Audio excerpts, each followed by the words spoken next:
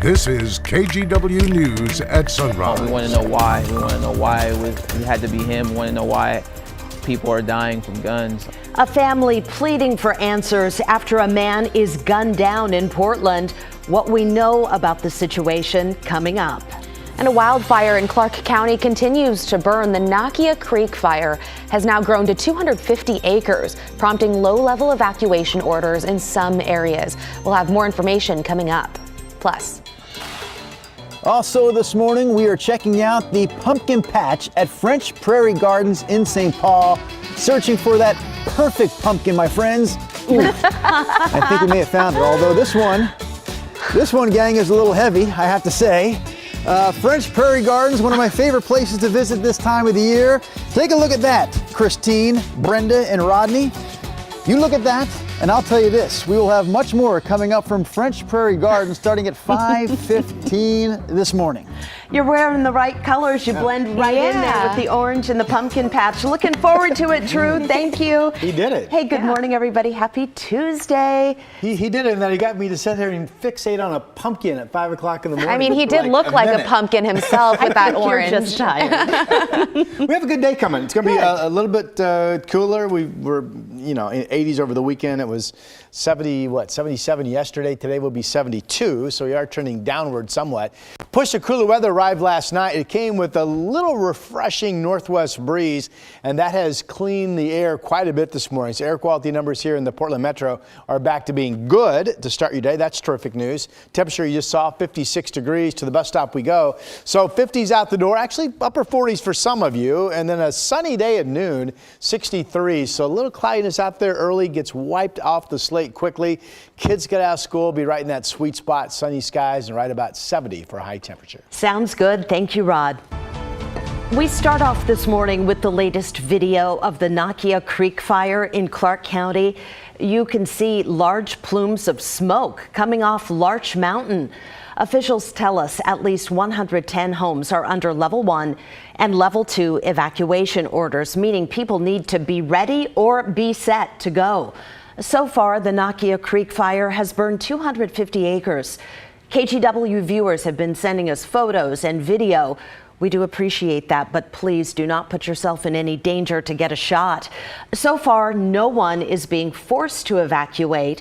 This fire started Sunday night and it quickly spread yesterday afternoon because of the wind. The area is relatively steep terrain. The fire's burning primarily in grass and timber. It is showing some active fire behavior. So far this year, wildfires have burned more than 140,000 acres in Washington. That is well below average, although the season is stretching on since we haven't had any substantial rainfall.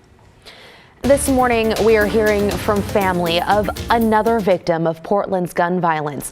Police say 39-year-old Jonathan Dunbar was shot and killed Friday morning just a few blocks from Pioneer Courthouse Square. Both his younger sister, a basketball player at OSU, and his daughter have come forward hoping someone has answers. Here's Mike Benner. You'll find these flowers and candles at a downtown Portland intersection. They're all that's left from a candlelight vigil honoring 39-year-old Jonathan Dunbar. He was a goofy guy. He was the life of the party and an entertainer. You couldn't go nowhere without a laugh or a smile. You know, when he met somebody, he made him his friend right away. That's Bendu Yaney, Jonathan's sister, and Jaden Dunbar, Jonathan's daughter. They never could have imagined the man they adore falling victim to Portland's gun violence epidemic. But here they are. My brother's not here anymore, you know, and I never thought that it would end up hitting our family just because we were always so safe. That was the case up until Friday, when Jonathan was shot and killed near Southwest 4th and Washington in downtown Portland. Detectives aren't saying much about the case, only that they responded to reports of gunfire just after 2 a.m. and found Jonathan dead. Family believes he had just left a club. We want to know why. We want to know why it had to be him. We want to know why people are dying from guns. I just want to find out who did it. That's all I really want out of this. I don't want nothing else. I just want to know who did it. Family is undoubtedly united in wanting to know who gunned down Jonathan Dunbar, who had so many years of life ahead of him. You're going to be watching over me, I know that, but I wish he was going to be there in person, but.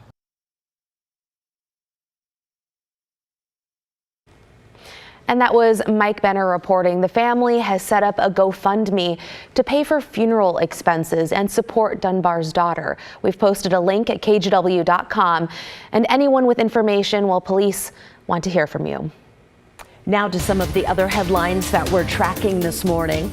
The Portland Public School District is getting criticized for the way it responded to a shooting scare near Reynolds High. Some parents wanted the campus to go into lockdown, but PPS said the Multnomah County Sheriff's Office didn't think that was necessary. Here's what happened. It was around noon yesterday when deputies got a call about a shooting involving a person and a car on Cherry Park Road, which is just a few blocks west of Reynolds. Fortunately, no one was hurt, although a bullet did go into a home. Deputies say the people involved had already left by the time they got there. A Vancouver man is facing a vehicular homicide charge after a jet ski crash killed a woman. This happened on the Columbia River near the Vancouver waterfront Sunday night.